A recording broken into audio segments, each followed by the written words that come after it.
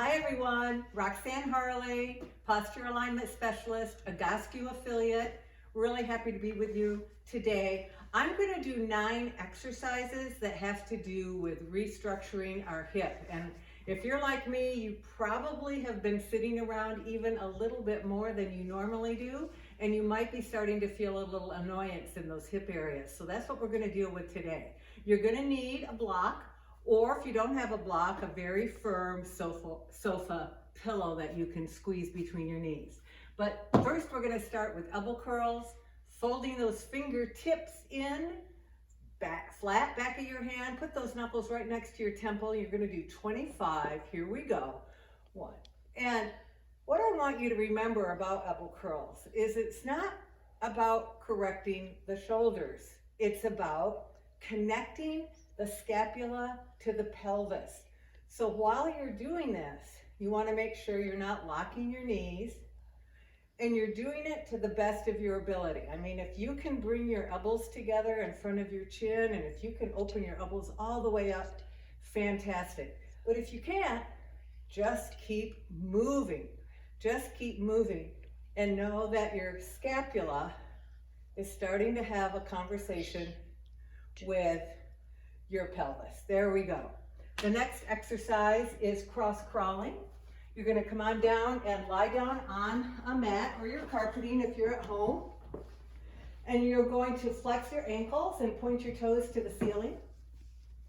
Remember, your feet are just about 4 or 5 inches apart. They're not wide. Hands come down to your hips.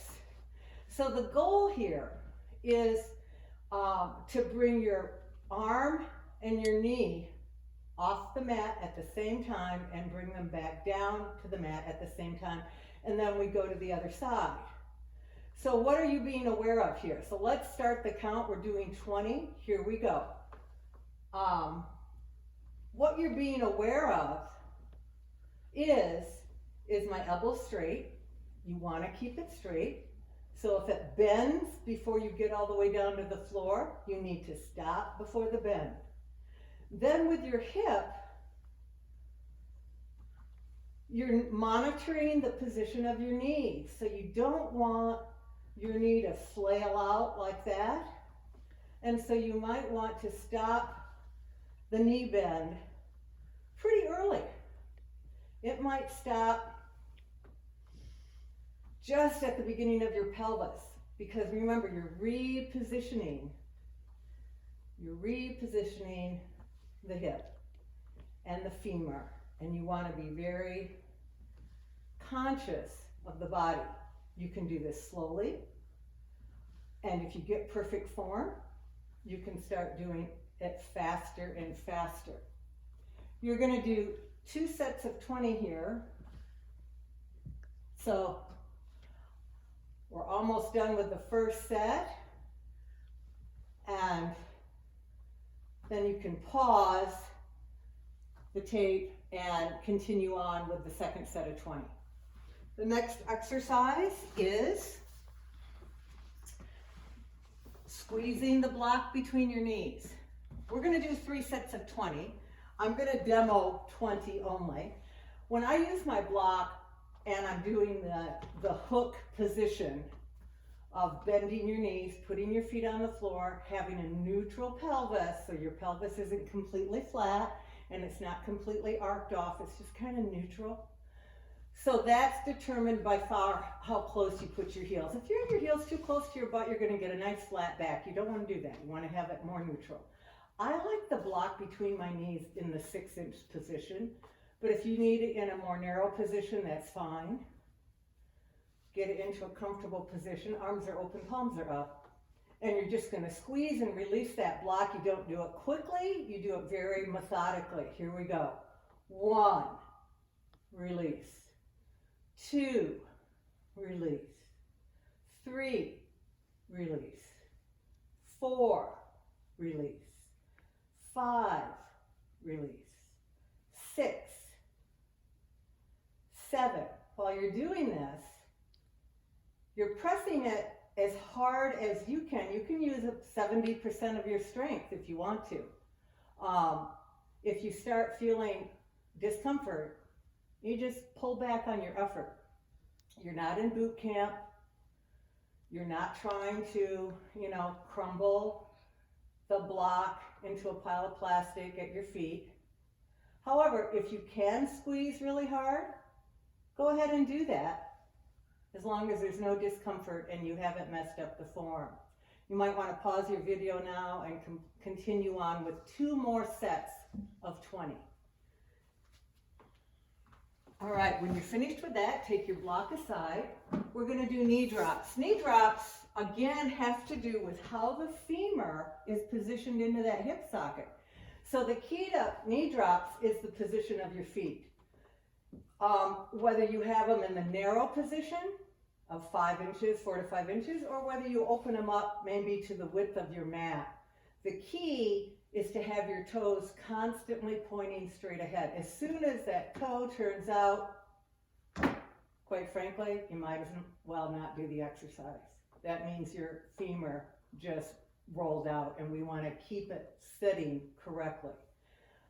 Arms are open, palms are up. Keep both shoulders on the mat. Drop both of your legs to the right, and you're going to hold 1, 2, 3. Roll through, drop both of your legs to the left, and you're going to hold 1, 2, 3. Roll through to the right, 1, 2, 3. Roll through to the left, 1, 2, 3. Roll through to the right, 1, 2, 3. That's 5. We're going to do 10 of these, and then I'll pause and you can finish the second 10 on your own. Think about your femurs while you're doing this. When I drop to my left, my right femur's rolling in, my left femur's rolling out. When I drop to the right, the left femur rolls in, the right femur rolls out. So the position of your femurs into that hip socket is a key to whether you're feeling discomfort in that hip. All right, you might want to pause. Check out your feet. See if they started cheating on you. And then complete your second set of 10 on that. Knee drops. The next exercise, hip crossover stretch, one of our favorites. And we usually do this for 1 minute each side. Just so you know, I'm going to do the first side at least for a minute because I want to talk you through it. Again, you're back in that perfect hook position. We're going to do the hip crossover stretch with your palms down, which is a little bit differently than what we do a lot. Your arms are out in T position, your palms are down on the floor. Pick up your left leg, cross the ankle over the knee. Keep your shoulders glued to the floor. Rotate over to the right and stand on the bottom of that left foot. Look over your left shoulder a little bit if you can. And here's the key. Start pressing into the floor with those hands and arms. And you want your arms down a little bit from your waistline, from your T position. You don't want it up above your shoulders for sure. You want them down in the T position or a little bit closer to your waist. And you want to really press those palms and forearms into the mat. And you can just feel those lats pulling in towards the spinal column and strengthening that whole lower lat scapula area. And you want that in this particular one while you're opening up your hip. So again, in the posture world, the upper body and the lower body constantly in communication with each other, whether we have perfect posture or a posture that needs correction. Let me just check my timer and see how I'm doing. Great. Roll up. Remember, when you roll up, take off that leg, line your body up, and you're ready to go to the other side for another minute. So you might want to pause your video for that. The next exercise, cats and dogs, another favorite. So in the Agoscu system, Your knees are only fist width apart, so that means your fist, not your friend's. If he or she has big or small hands, it's not your friend's fist, it's yours. Put it through your knees so it's easy to slide through. Get those knees right under your hips, your wrists right under your shoulders. Push those shoulders away from your earlobes. Curl that tailbone under and roll up. And then pull those shoulder blades together to go into extension. And you want to just keep the movement on this. This isn't, you don't have to pause and shove.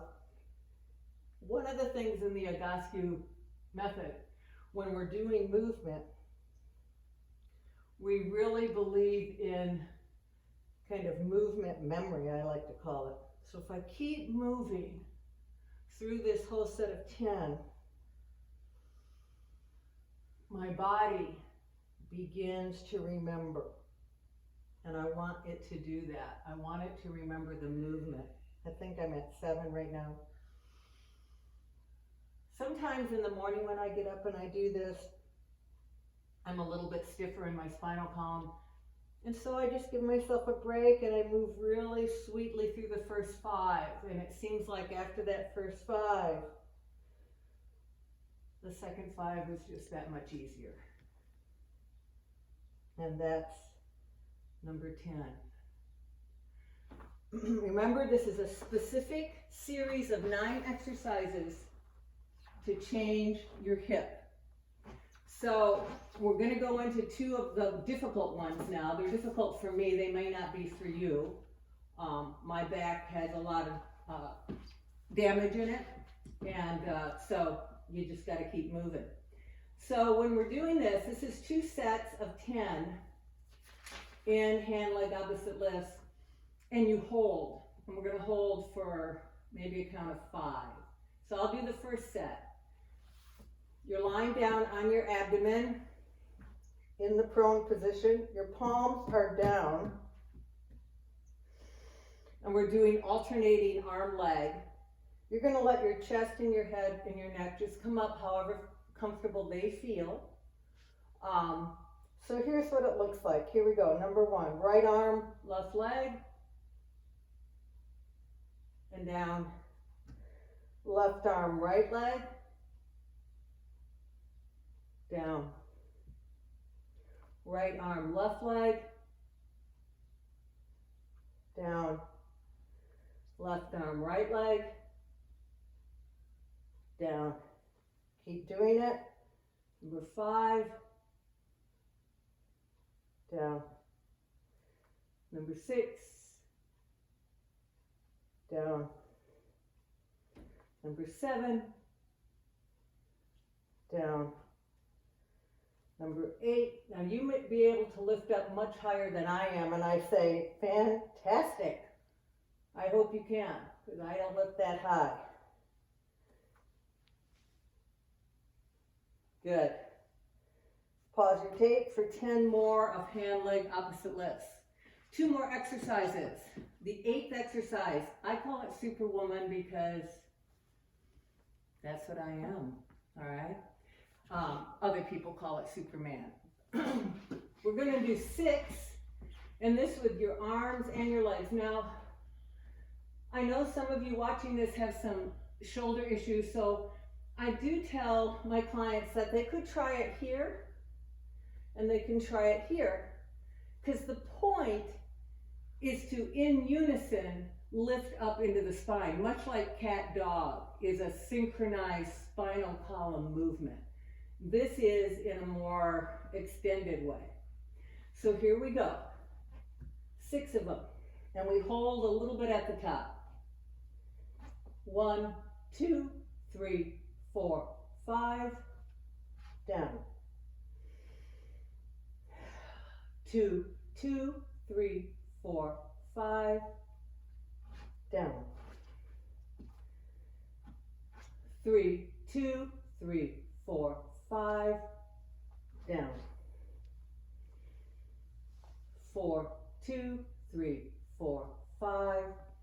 Down. 5, 2, 3, 4,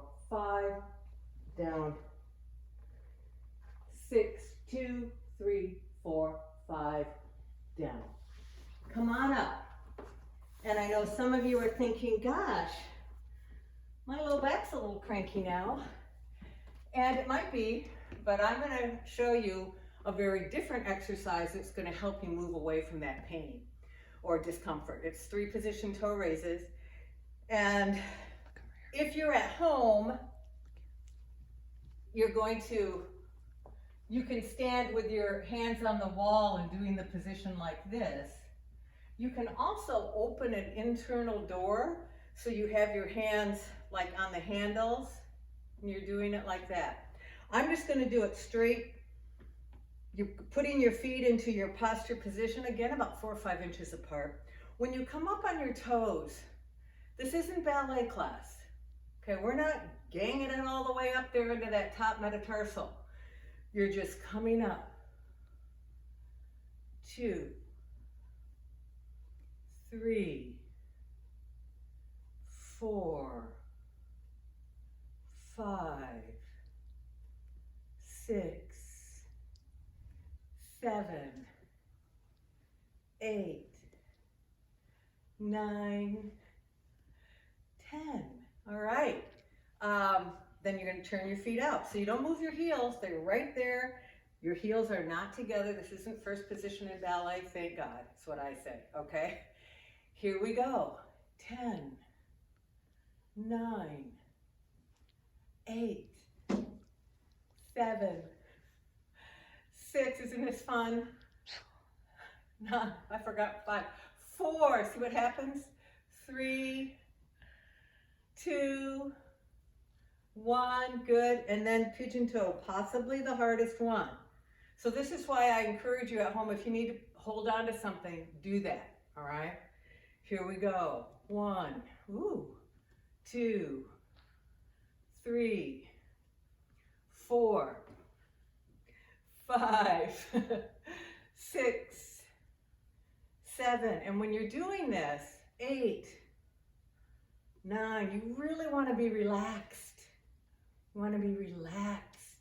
That's 10. Yeah. So when you're coming up, you want all the other joints to just relax down, because what we're connecting is the hip, knee, ankle in an organized way. And that's it. Those are the 9 exercises to correct hip discomfort. See you. Thank you.